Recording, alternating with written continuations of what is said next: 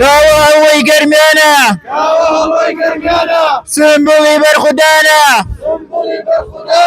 بەناوی خوای گەورە میێرەبان وەکو دیارە ڕێکخراوی داکۆک وەکو پیشەی هەمیشەیی بۆ داکۆکیکردن لە مافی گەلەکەمان چەندین چالاکی خۆپشاندانی لەبەردەم سەفارەت و کۆنسوڵی عێراق و نوێنەرایەتی هەرێمی کوردستان و چەندین شوێن و شاری جیاوازی ئەم وڵاتە ئەنجام داوە بۆ ئیدانەکردنی تیرۆر و خیانەتی دەسەڵات و داواکردنی حەق و ماف بۆ هاوڵاتیانی هەرێمی کوردستان. بۆیە ئەمڕۆ جارێکی دیکە لەگەڵ ئەم گەنج و لاوانەی ڕێکخراوی داکۆک و چالاکوانانی بەریتانیا و ڕەوەندی کوردی لاپەڕەی مێژوو خوێناوی ڕەش و تەمەموژاوی هەڵەدەینەوە کە ئەویش تیرۆرکردنی ڕۆژنامەنووس کاوەگەرمیانیە. ئەمڕۆ لێرەین بۆ ئەوەی 12هەمین ساڵیادی تیرۆرکردنی ئەو ڕۆژنامەنووسە ئازا و بیوەرە بکەینەوە کە لەسەر وتنی ڕاستی و ئاشکراکردن و بڵاوکردنەوەی گەندەڵی بەرپرسە حیزبەکانی دەسەڵاتی کوردی کۆتایی بەژیان هێنرا. ئێمە لە کاردیفەوە پەیامێکە نێرین بۆ دەسەڵاتی کوردستان بە تایبەتی پارتی وێچێتی کە بە کوشتن و تیرۆرکردنی دەنگی ئازاد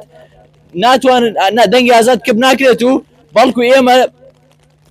کە بە شوێن پێی کاوە سەردەشت سۆرانە ئەڕۆین و دەبینە چقلی چاوتان. ئێوە تەنها جەستەی کاوەتان کوشت بەڵام دەنگ و فکر و ڕێگەی کاوە هەمیشە ڕووناک و زیندووە. بۆ ئێمە چالەکوان و ڕۆژنامەنووس و ئازادی خواست بەڵێن لەدەی کاڵگەری قەڵەمەکەی کاوە بین و لەسەر ڕێبازەکەی بەردەوام بین و لێرەشەوە دووپاتێکەکەینەوە کە کەیسەکەمان بەکراوەیی هێشتۆتەوە تا ئەو ڕۆژەی بەکەرانی سەرەکی و ڕاستەقینەی دەدرێن بە دادگا. ئەو دادگای گەل قەراری لێدا نەک دادگای بووکەڵەیی و سەر بە بنەماڵەوە حیزب. لە کۆتاییدا ئیرادەی پۆڵاینمان هەیە ئازادی فەرامەکەین لە ڕێی ئازادی شەهیدانی قەڵەما سووداکەین. ڕۆژەدا بۆی ساڵیادی کاوە گەرمیانی بۆ بەرزڕاگرتنی ئەو ساڵ ڕۆژە وەکو ئاشکرایە و هەمووتان ئەزان 12 ساڵ بەر لە ئێستا و لە ڕۆژێکی وەکو ئەمڕۆدا لە 5/12دا چەتەکانی بنەماڵەی بەرزانی و تاڵەبانی هەستان بە شەهیدکردنی ڕۆژنامەنووس کاوە گەرمیانی. بۆیە ئەمڕۆ ئێمە دەقەیەکە وەستین بۆ گیانی پاکی شەهیدان و شەهید کاوە گەرمیانی و تەواوی شەهیدانی ڕێگای ئازادی. خۆی گەورە و میهرەبان بە بۆنەی تێپەڕبوونی ساڵێکی تر بەسەر تیرۆرکردنی ڕۆژنامەنووسی بوێر کاوە گەرمیانی لە 5 کانونی یەکەمی ساڵی 2013 ئێمە لە ڕێکخراوی داکۆک بۆ ماف و ئازادی بە توندی ئیدانەی بەردەوامی کوشتنی ئازادی ڕادەربڕین و دەنگی ڕەخنەگر لە کوردستان دەکەین. شەهیدکردنی کاوە گەرمیانی تەنها ڕووداوێکی تاوانکاری نەبوو بەڵکو خاڵی وەچەرخان و ڕاگەاندنی شەڕێکی کراوە بوو لە دژی قەڵەمە ئازادەکان کە تا ئەم ساتەش کاریگەریە شومەکەی بەسەر کۆمەڵگەوە ماوە. بەداخەوە کوشتن و چەوسانەوە و زیندانیکردن بووە بە سیمای قێزەونی جووت حیزبی دەسەڵاتدار و بەکردەوە بوونەتە گەورەترین هەڕەشە بۆ سەر ئازادیە مەدەنیەکان. ئەو نەهامەتیانەی تا ئێستاش لە هەرێمی کوردستانە هەڕەشە لەسەر ژیانی هاوڵاتانی و چالاکوانان دەکەن بریتین لەم خاڵانەی خوارەوە. خاڵی یەکەم بەکارهێنانی یاسای نادادپەروەرانە و هەڕەشەی دەستگا ئەمنیەکان دژ بە هاوڵاتیان و زیندانیکردنی ڕۆژنامەنووسان و دەنگە ناڕازیەکان شێروان شێروانی و قارەمان شوکری و چەندانی تر کە ئێستاشی لەگەڵ بێت لە زیندانی حیزبدان زیندووترین گەواهیدەری ئەم ڕاستیان. و لە تازەترین پێشهاتدا هەڵکوتانە سەر گوندی لاجان نزیک لە شاری هەولێری پایتەختی هەرێمی کوردستان بە ناوی پاراستنی سەروەری و دام و دەستگاکان لە بەرواری 12/2/2025 تەنها لەبەر ئەوەی گەنجانی ئەو ناوچەیە داوای هەلی کار و دامەزراندنیان ئەکرد لە وەڵامدا پارتی باڵادەست دەستی کرد بە کوشتن و ڕاگواستن و بریندارکردن و ڕەشبگیریکردنیان. خاڵی دووەم گەندەڵی دارایی و ئیداری بەربڵاوە و بۆتە هۆی تێکچوونی ژیان و گوزەرانی خەڵک و دەسەڵات هەوڵی جددی نادات بۆ ڕیشەکێشکردنی. خاڵی سێەم نەبوونی دادپەروەری کۆمەڵایەتی وای کردووە کە زۆرینەی خەڵ بە تایبەتی گەنجان بە ناومێدیەوە ناچار بە کۆچکردن بکرێن. ئەوەی ڕوونە یەکێتی نیشتیمانی و کوردستان و پارتی دیموکراتی کوردستان بە دروستکردنی دوو زۆنی سیاسی و ئەمنی جیاواز نەک تەنها دەنگی ئازادیان کوشت بەڵکو متمانەی هاوڵاتیانیان بە پرۆسەی سیاسی و دادپەروەری لەناو برد. لەم دوو زۆنەدا پاراستنی بەرژەوەندیە حیزبیەکان لە سەروی مافەکانی مرۆڤەوەیە. ئێمە لە ڕێکخراوی داکۆک جارێکی تر داوا ئەەکەین کە کۆتایی بە سیاسەتی لە ناوبردنی دەنگی جیاواز بهێنرێت داوا لە کۆمەڵگەی نێودەوڵەتی و ڕێکخراوەکانی مافی مرۆڤ ئەەکەین کە فشار بخەنە سەر ئەم سەر دەسەڵاتدارانی هەرێم بۆ لێکۆڵینەوەیەکی نێودەوڵەتی و سربەخۆ لە کەیسی کاوەگەرمیانی و سەرجەم تیرۆکراوەکانی تری قەڵەم و ڕوودا ئەمنی و سەربازیەکانی ئەم دوایە شارەکانی سلێمانی و هەولێر ئازادکردنی دەستبەجێی سەرجەم ڕۆژنامەنووسان و چالاکوانە زیندانی کراوەکان ڕێزگرتن لە ئازادی ڕادەبرین و دابینکردنی ژینگەیەکی سەلامەت بۆ کاری ڕۆژنامەگەری و چالاکوانە ناحیزبیەکانی دەرەوەی دەسەڵات لە کۆتاییدا وەفا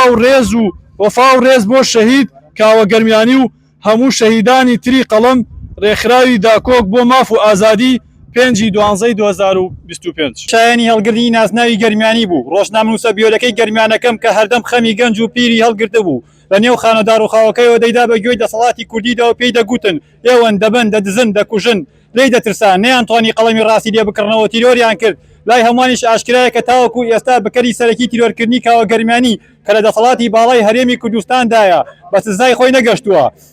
ئەمەوەمان پێ دەڵێت هەر کەس بیانەوێت دەمان کوژن و دەستگیرمان دەکەن ئەوە تا لە تازەترین ڕووداودا کە لە چەند ڕۆژی ڕابردوودا ڕوویدا لە ناوچەی قەسای خەبات بە دیاریکراوی لە گوندی لاجان دەسەڵاتی کوردی هەستا بە ئاوەرەکردنی دانیشتوانەکەی و دەستگیرکردنی گەنجانی ولاوان و لە تازەترین ڕووداویشاندا هەستان بە کوشتنی گەنجێکی لاو و مناڵێکیان بە باو کرد کۆکو ئامەدی کاوەگەرمانی کە چۆن و کاتە 12 ساڵ پێش ئێستا ئامەدان بە باو کرد هەمان ڕووداویان دووبارە کردەوە زۆر سپاس سەرەتا سڵاو لە سەردەم چالاکەوانان کە لەم ڕۆژەدا کۆبوونەتەوە بۆ یادکردنەوەی زامێکی تری نیشتیمانەکەمان کە ئەویش کاوەگەرمیانیە کاوەگەرمیانی ئەوەمان بیرەخاتەوە کە ڕۆژنامەنووسێکی چاونەترس و ئازا بوو لە بواری ڕاگەاندنی وێنەگرتندا بۆ ڕۆژنامەی ئاوێنە کاری ئەکرد و بۆ سەرجەم ڕۆژنامەکانی ڕێگای کوردستانیش هەر کاری دەکرد بۆیە کاوەگەرمیانی سەنگەری نوێی بە چاوی مافیاگەراییە هەڵێناوتی ئێوە گەندەڵکارن دزی ئەکەن ئەم خاکە بۆکوێ ئەفرۆشن ئەم نیشتیمانە ڕەشپۆشەی گەرمیان بۆ وێرانەکەن خاکی سمبولی ئەنفال کراو بۆچی لە ناوبەن بەڵام کۆیلەکانی ئاغا و دەسەڵاتی بنەماڵەی تاڵەبانی و بە تایبەتیش ناساوترین تاوانی ئەو کەسەی کردوێتی ناوی مەحموود سەنگاویە بە سەرەکیترین تاوانی ئەو کارە دەستنیشان کراوە و لە سایەی یاسای حیزب و مافیا گەراییەوە لێخۆشبوونیشیان بۆ دەرکرد و ئەمڕۆ کردوانە بە سمبولی پاڵەوانی هەڵبژاردنەکانی حیزبەکانیان بەداخەوە ئێمە نیشتیمانەکەمان ڕەشپۆشە نەوەی ئەنفالەکەمان گول لە ڕێژەکرێ لە باوەشی دایکە بەداخەوە ئەو نیشتیمانەی ئێمە سۆزی بۆ ئەڕێژین هەرچەند دوور بین لە ناخمانە ڕەنگەیاتەوە ئێمە لێرەوە بە یەک دەنگ هاوارەکەین قەڵەمی کاوەگەرمیانی قەت لە بن نایە چەند جاری کە چالاکەوانان بکوژرێن و زامداری خاکم بکرێ ئێمە لێرەوە و لە دووری ئەم نیشتیمانەوە ئەڵێن قەڵەم بەدەستین بۆ کوردستان بۆ نیشتیمان تا یاسا سەر ئەگرێ و مافیا و کۆیلەکان ژێر خاکەنێن دووبارە سپاستانەکە ئێوە سەرۆک نین سەرمایەدارن خاوەن هەزاران دەفتەر دۆلارن ئێوە خاین و خیانەتکارن خاوەن هەزاران کۆشک و تەلارن ئێوە فیرعەون و ئێوە زوحاکن خاوەن فڕۆکە و مەتاری چاکن ئێوە قومارچی و زۆڵ و لێزانن خاوەن سەیارەی جوانی جیهانن ئێوە خاوەنی زوڵم و تاوانن ئێوە بکوژی کاوە و گەرمیانن ئێوە دوژمنی چینی هەژارن خاوەن میلنیشای دەمامکدارن ئێوە وڵاتیان تەواو کرد وێران دابەشی ناکەن موچەی هەژاران ئێوە شاهانە ئەژین بۆ خۆتان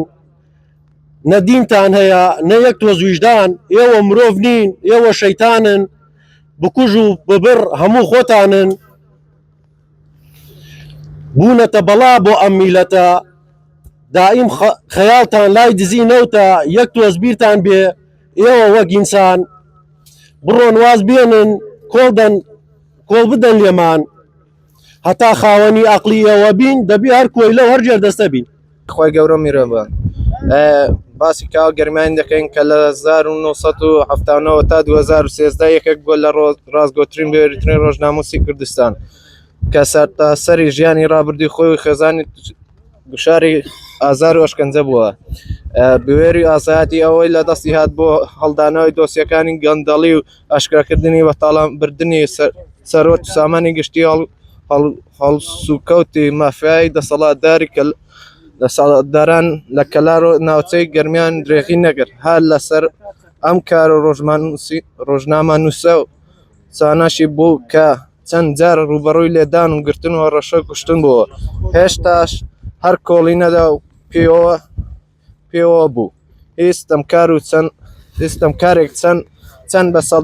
بە دەسەڵاتیش بێت ناتوانێت خۆری ڕاستی و ئازادی تا سەر لە خەڵک بشارێتەوە تا دوجار بەرگەی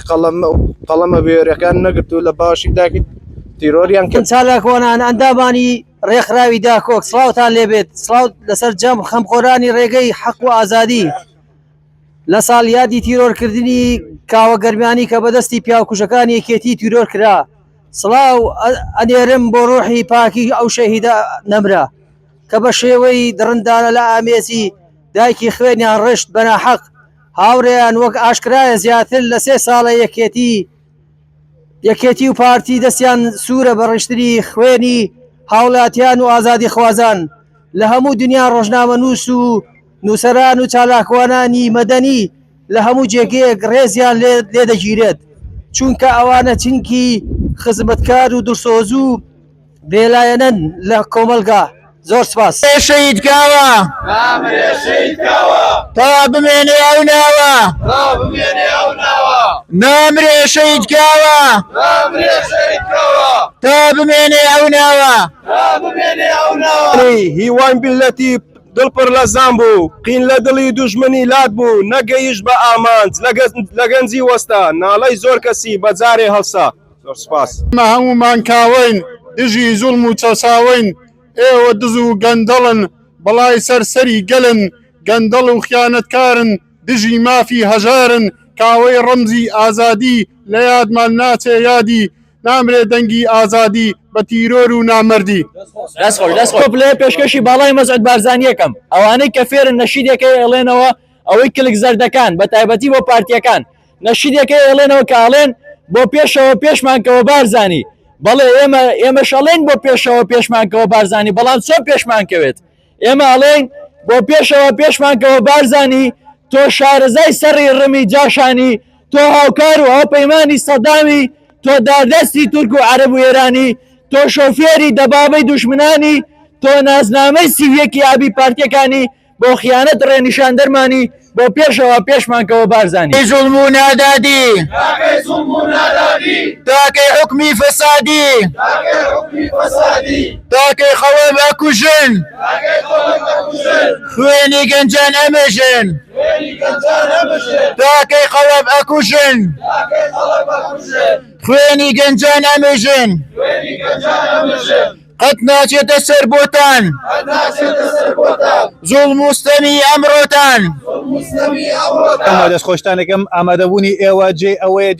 دەستخۆشتان لێ بکەین کەوا ئەیسەلمێنێت کە ئێمە لە هەر شوێنەکە ئازادی هەبێ بۆمان بتوانین دەنگی خۆمان بەرزکەینەوە ئەیگەێنین بە هەر شوێنێک کەمە بەستمان بێ لە هەموو وڵات و جیهاندایە هاوکاری ڕۆژنامە نووسان دەکەن هاوکاریانەکەن بۆ کارەکانیان لە وڵاتی ئێمە نەبێت لەبەرەوەی گەندەڵی کەشفەکەن لەبەرەوەی گەنداڵەکانیان ئاشکراکەن پێیان ئەڵێ بەسە تاکەی ئەم گەندەڵیە هەر بۆیە لە وڵاتی ئێمە کاوە گەرمیانی سۆرانی مامە حەمە وەکو سەردەش عوسمان وەکو مامۆستا جیهان شەهید دەکرێت تەنها لەبەر ئەوەی ئەرێ بەسە بۆ گەندەڵی بەسە بۆ نەعەدالەتی